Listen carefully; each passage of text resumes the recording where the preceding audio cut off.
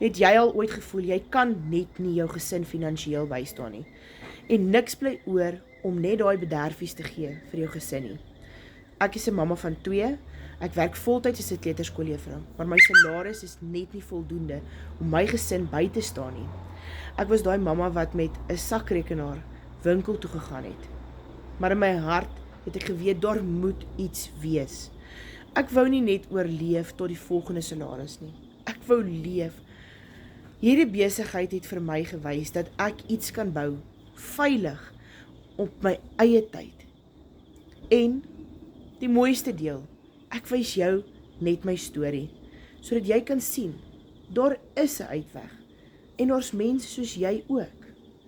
As jy daai persoon is wat vir iets beter gesoek het, maar te bang is, sê vir my, wys my in die comments, en ek stuur vir jou die gratis blueprint details.